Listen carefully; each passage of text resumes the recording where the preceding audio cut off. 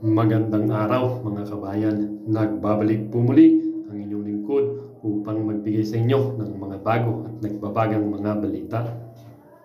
Talaga bang nangiinit na ang ulo ni Senator Bato kay Representative Raul Siraulo Manuel dahil sa issue nitong komunistang CPP, NPA, NDF member sa pag-recruit ng mga kabataan upang maging kalaban at membro ng mga terorista ng ating bayan?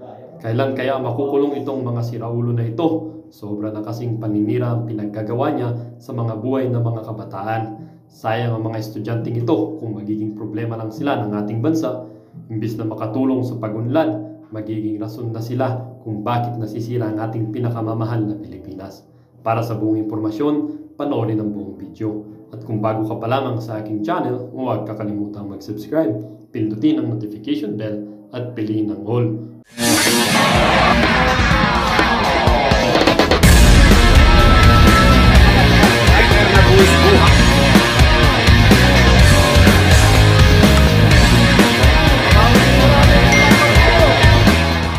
Ang isyong ito ay naging usap-usapin din sa social media. Merong isang netizen na nagsabi, kakarmahin din sila. Lord, wag niyong hayaang matagal pa ang mga kasama ng mga diktador. Magunaw na sana ang mundo at mabuting tao na lang ang papalit. Ang isyong ito ay naging usap-usapin din sa social media.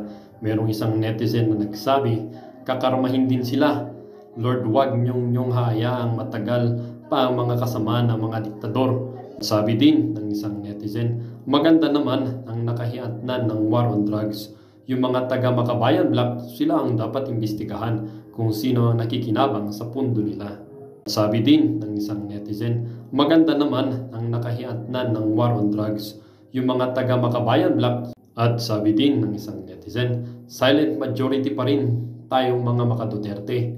Natatawa lang tayo habang pinapanood natin ang mga sumisira sa kanila. Those who are against the Dutertes are... Ito lang ang tang channel na may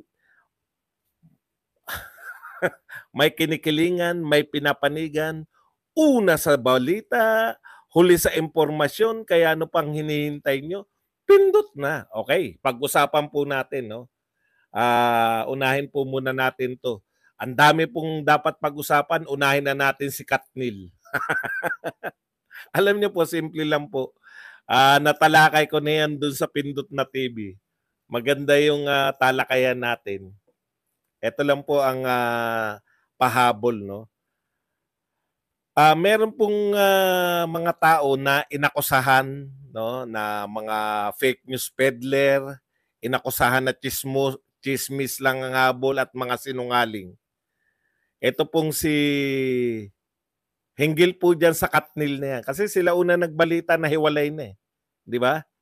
Tapos pinasama dahil, alam niyo yung mga itsura, may mga tao talagang ganun eh, na pinagbatayan lang ang itsura. Sana naman lahat po na nag-akusa kay Nanay Christy Fermin at saka dito kay sino ba isa? Kalimutan. Humingi naman kayo ng tawad, no? Sabihin niya, ay sorry. Tama ka pala, Nanay Christy Fermin. Ay sorry, tama ka pala. Anong pangalan nun? Yung una nagbalita na hiwalay na. Ogie Diaz. Kasi parang walang katarungan eh. Dito sa atin eh, magbalita ka ng tama. Babanatan ka lang ng mga fake news peddler, fake news. Tapos wala na. Pag napatunayan na tama yung sinasabi mo, hindi naman sila nagsosorry. Di ba? Okay. Punta na po tayo. Dito po, sa may usapin po na nila De La Rosa, ito po ang sinabi ni Senator De La Rosa. Talagang tuwan-tuwa siya na imbestigahan ako ng ICC. Tignan natin ngayon. Ikaw ang iimbestigahan ko. I will do all my parliamentary powers to pin you down. Tignan natin, ikaw pala talaga ang miyembro ng CPP, which is the partido of the NPA was trying to destroy this government. Yan po ang sinabi ni Senator De La Rosa kay Congressman Manuel. Alam po ninyo, dapat po talaga rin may mga ganito eh, no? Alam mo, Senator Bato, Huwag po kayong pa-pressure. Alam ko po, maraming kukontra sa inyo pag sinimulan nyo yan. Marami pong mga magwewelga. Tigasan nyo po, no? Kasi tigas sana ng pangalan ninyo ang paninindigan nyo. Okay. Ito naman po ang sagot. Sumagot na po si Congressman Manuel. Ang nais ni Senator Bato ay hindi investigasyon, kundi witch hunt laban sa mga kabataang nag-isip at mapagbantay sa mga programa ng gobyerno. Nakita niyo po yung style nila?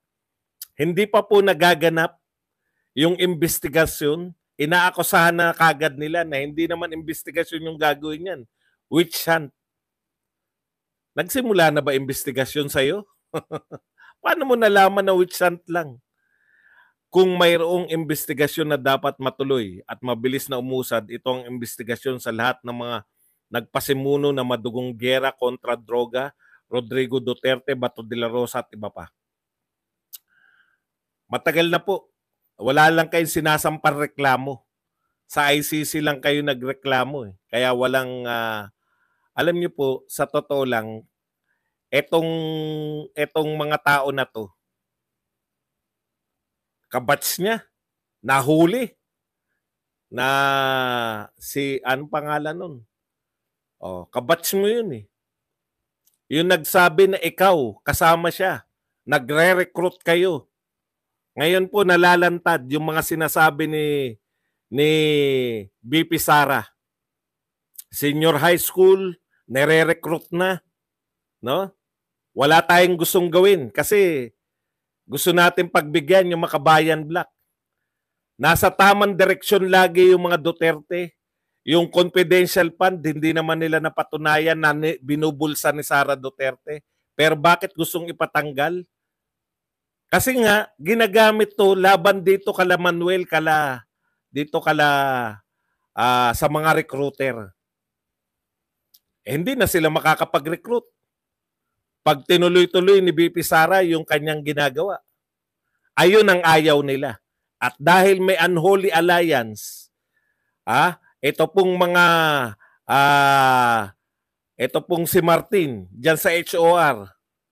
Wala, nakita niyo po ba? Ang laging ka-picture, ito naman, si Lagman naman. Okay. Alam po ninyo, ito, punta tayo rito, no? Yan, yung mga ganyan, sasabihin nyo lang, witch hunt. Matagal na namin naririnig yung witch hunt na yan. Red tagging, witch hunt. Mga kasama mo na nagsasabi, no? Sasabihin nyo lang, red tagging, ligtas na kayo. Alam niyo po, matagal na tayong pinaiikot ng mga to. Ang tingin nila sa atin, mga bugok lahat eh. Ginagamit ang Kongreso para sa kanila. No? Ginagamit ang Kongreso, yung lalong-lalo na yung HOR, para lahat ng mga kalaban nila katulad ni Vice President Sara Duterte, gipitin. Hindi na dapat sumama ang loob natin dyan sa HOR na yan. Dapat palaban ng mga Duterte. Dami-dami natin. 32 million tayo. Baka nakakalimutan lang ng mga to. Papaalala lang natin sa kanila. 30 million po ang supporter ni Sara Duterte. No? Kahit po sinasabi niyong malayo pa yung 2028, dapat maging aktibo po tayo dito po sa mga taong nanggigipit na to kay Sara Duterte. Tandaan na po natin yan. Huwag na po nating iboto yan. Yan pong mga congressman nakasabwat dyan sa mga panggigipit na yan. Ayoko nang gaya. Gagayahin ko sana yung boses ni Kimbo. Puta. May sakula. Mawawala na naman ako ng boses. Ayoko nang gayahin. Okay. Ito na naman, no? SMNI. Ako, napakaliit na issue po para imbestigahan ninyo ng pera ng taong bayan ang gamit ninyo. Napakaliit na issue. Ang gusto nyo lang sabihin, mali yung 1.8. Nag-sorry na. Dapat pinag-sorry nyo na lang. Tatanggalin nyo kagad yung prangkisa? Wala namang katuturan. Parang ABS-CBN ba yan? May mga paglabag ba sa tax? May mga paglabag ba ng kung ano-ano? Ang ABS-CBN po, napakalayo ng usapin sa SMNI. Huwag nyo pong itulad. May isang anchor. Palagay na nating mali. Humingi na nga ng tawad. 1.8. 1.8 sinabi niya, ginastos ni Martin. Sabi nyo, hindi. Ito lang ang ginastos ng aming speaker. O di tapos na. Ay, hindi, kinakailangan natin imbestigahan to para yung prangkisa nila kung karapat dapat pambigyan.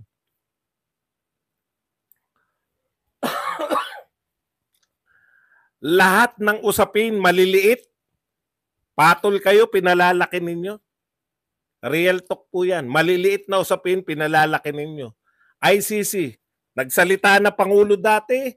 Hindi ko na alam kung bakit tumahimik na naman ngayon. Pag-aaralan na lang daw. Nagsalita na si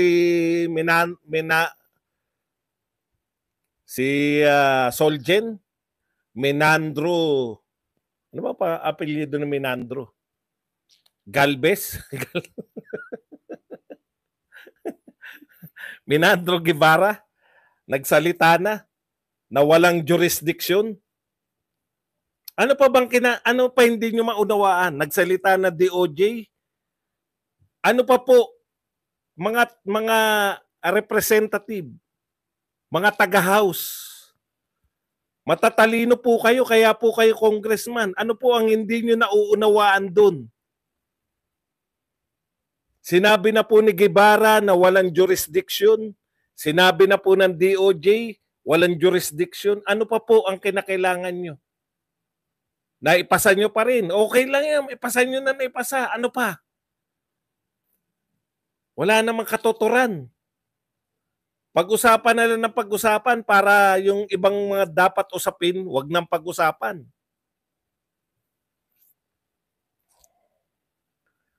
Sa totoo lang po, no? Yung pagpapapasok ng ICC, given na kagad na may kasalanan si Duterte kaya tayo papapasok. Ang tanong, masama po ba ang war on drugs? Tapatin na natin mga kapatid, wag na tayo magbulahan.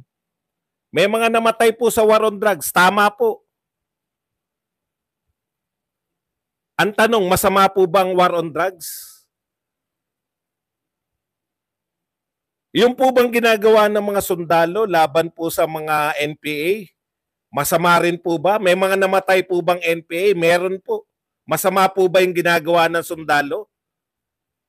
Dahil may napapatay na NPA? Talaga po ba kayong mamamayang Pilipino? Tayo pong mga Pilipino.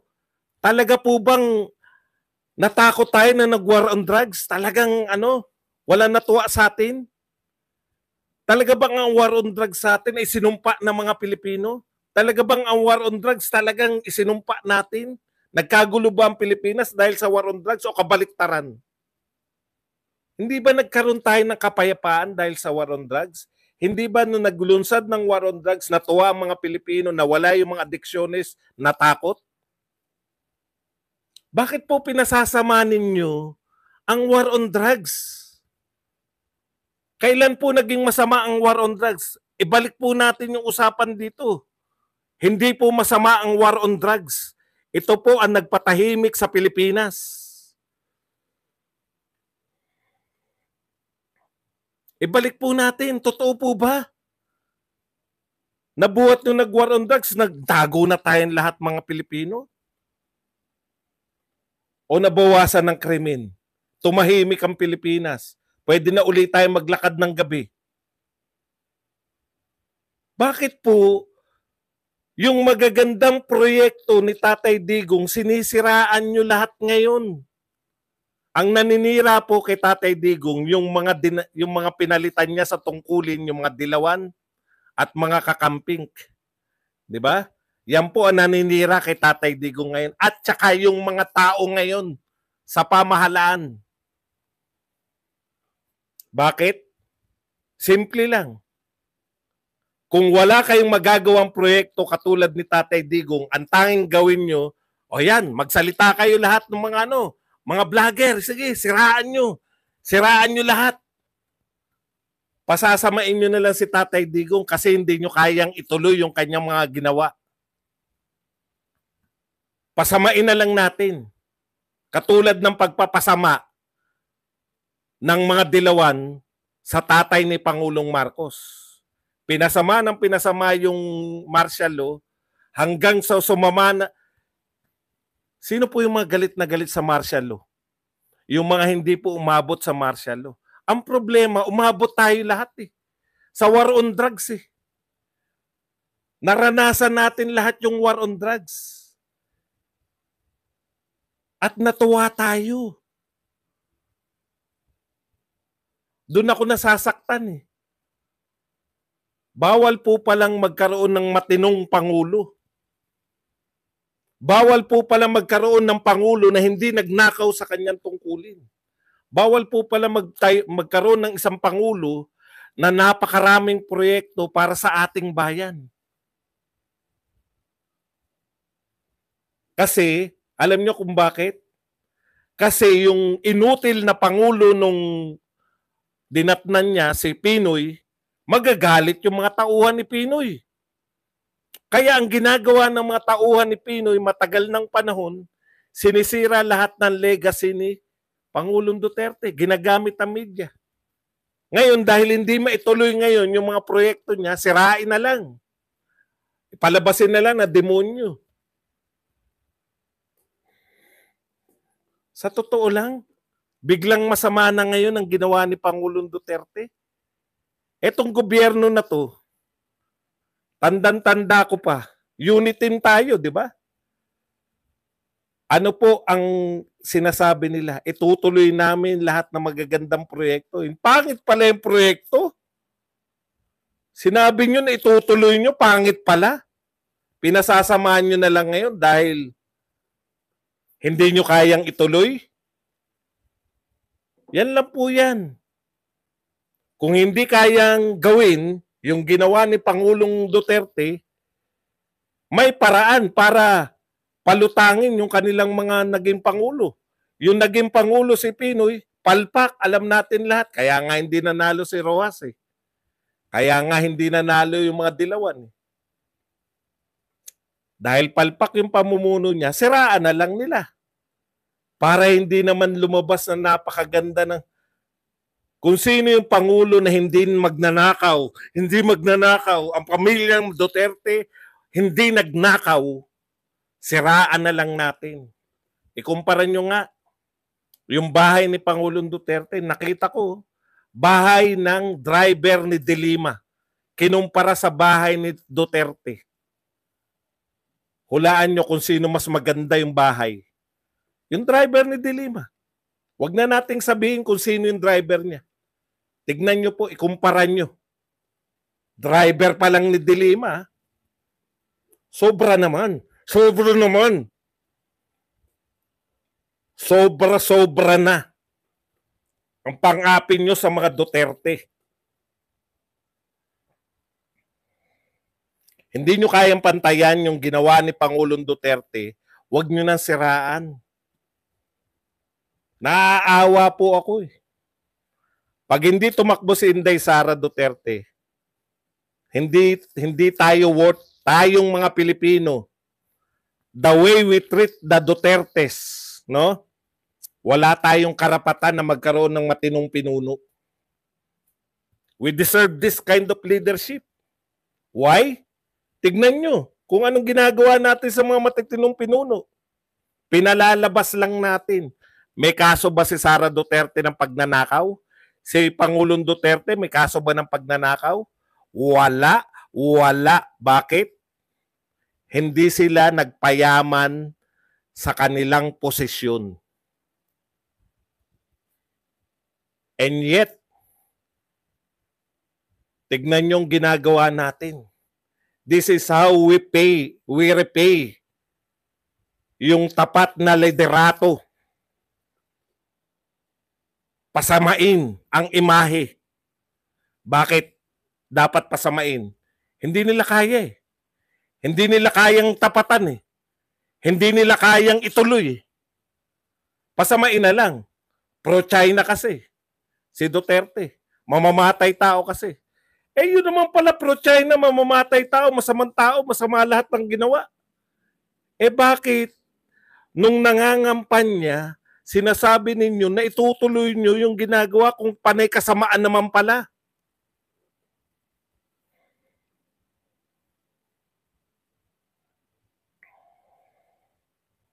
Naaawa po ako. Ako, sabihin ni Sara Duterte na hindi siya tatakbo sa 2028, okay na sa akin. Kasi uulitin lang nila to eh. Pag naglingkod si Sara Duterte, napaganda niya Pilipinas, maraming proyekto. Pag natapos yung termino ni Sara Duterte, ganyan din ang gagawin sa tatay niya. We don't deserve ang matitinong pinuno katulad ng mga Duterte. Kaya itong namang nangyayari sa atin, namnamin nyo. Gusto nyo to eh. Di ba? Kinakantsawan nyo pa, di ba? Maudigs pa kayo nalalaman.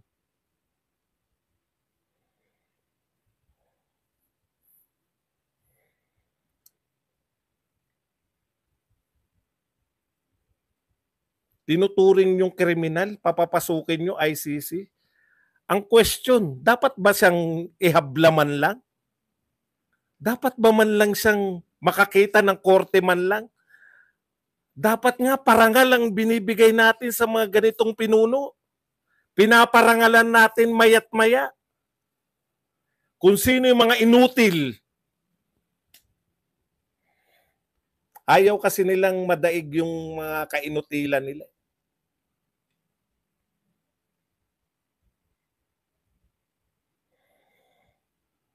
Kailan pa naging masama ang war on drugs?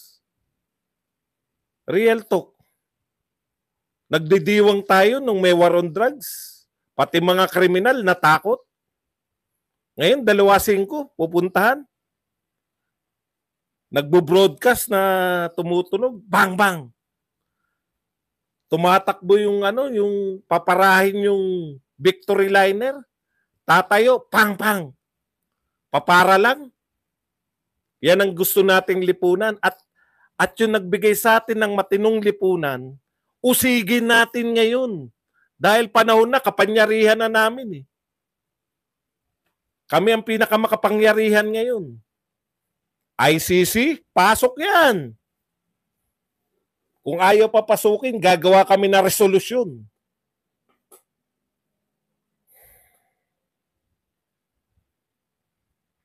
Yung mga vlogger na nagsasabi, kung meron mga nagsasabi, hindi ako nanonood na ng mga vlog ng iba eh. Kung meron po nagsasabi, no, na vlogger, na masamang tao si Duterte, tanungin nyo, bakit sinabi ng presidente ngayon na itutuloy niya yung mga ginawa ni Pangulong Duterte? Kung napakasama ng mga pinagagawa. NTFL ka, pasasamain, no? Wala na. Hindi NTFL ka kang solusyon. Maiiyak ka na lang eh. Maiiyak ka na lang sa awa sa mga Duterte. Maiiyak ka na lang sa galit. Maiiyak ka na lang para sa mga susunod na henerasyon na hindi nakaranas ng pamumuno ng mga Duterte. Hindi nila, at least tayo nakaranas tayo ng 6 na taon. Sabi ko nga, paulit-ulit. Di ba? Ang sabi ko, paulit-ulit. 6 years ay napakabilis sa isang matinong presidente. Pero ang 6 years ay super tagal para sa kabaliktaran. Real talk mga kapatid. Naiinip na ba kayo ngayon? Yan lang ang sukatan dyan.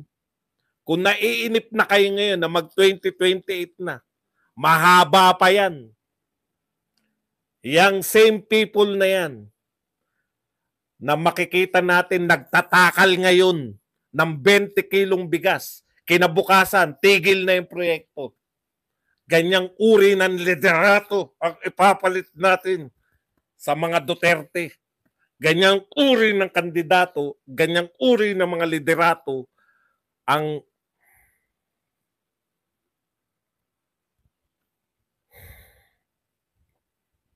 niyayakap ng press, ang niyayakap ng mga dilawan. Pareho sila eh. Ito po ay labanan ng paramihan ng kakampi. Ang problema lang, kukunti lang tayo. Kukunti lang yung nagsasalita para sa mga Duterte. Inuuna pa ng mga maka-Duterte yung sarili nila na iangat yung sarili nila bago yung mga Duterte.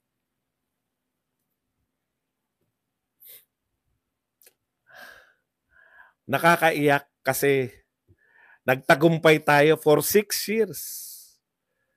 Ang hinahanap lang natin, sino yung magtutuloy? Sino yung kandidatong magtutuloy for another 6 years?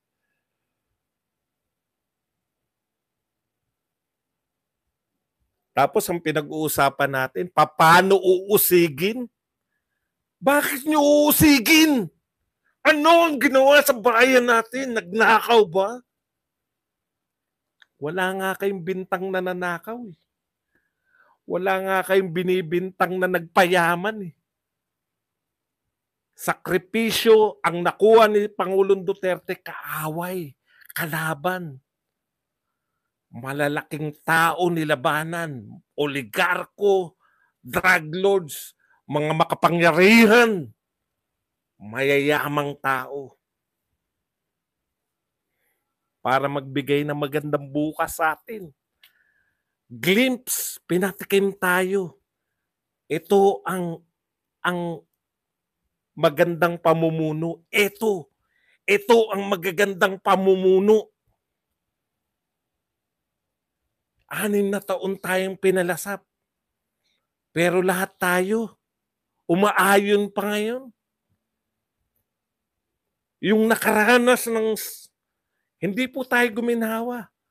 Ang Pilipinas po mula noon hanggang ngayon mahirap pa rin. Pero yung nakatikim ka ng kapayapaan sa buhay, nakaranas ka ng payapang paligid, yung proyekto na nagbuhat sa atin, nagbigay sa atin ng putang ina mo, hayop ka, wala kang ginawa rito kundi manggulo. Wala akong panahon sa iyo.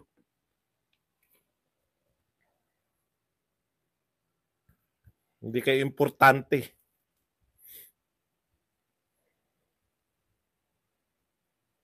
Yan ang iintindihin mo, yung galit ko, yung galit ng 32 million ang intindihin nyo.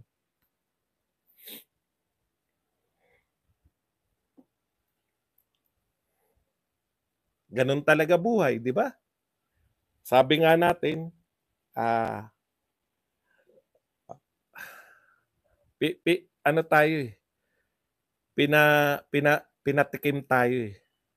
Meron tayong pinasilip. Ito ang magiging itsura ng Pilipinas sa isang matinong pamunuan. Pinasilip lang sa atin. Pero pag hindi natin ni-resist, pag hindi tayo tumutol sa ginagawa nito, ginagawa nila kay Duterte, pag hindi natin yan tinutulan, wala nang papalit. Wala nang papalit na matinong liderato. Kahit ako, sabihin ko, Sara Duterte, huwag ka nang tumakbo. Pag tinuloy-tuloy nila yung panggagago kay Tatay Digong at wala tayong ginawa, hindi natin deserve lahat to. We don't deserve another Duterte leadership. Pag hinayaan natin sila na bastusin, gaguhin si Pangulong Duterte. Yan lang po ang ating topic. Sa napanood niyong video mga kabayan, Ano naman po ang inyong mga opinyon? Ang ating comment section ay bukas para sa inyong mga komento at reaksyon. Huwag kakalimutan, do not let your thoughts left unspoken. As citizen of this country, your opinions matter. Huwag pong mahihiyang magbigay ng inyong mga saloobin, mga kabayan. At syempre, huwag nyo din pong kakalimutan i-share ang video ito upang inyong mga kaibigan at kapamilya ay maging aware din sa kung anong nangyayari sa ating bansa. Huwag din kakalimutang mag-iwan ng like. Hanggang sa muli!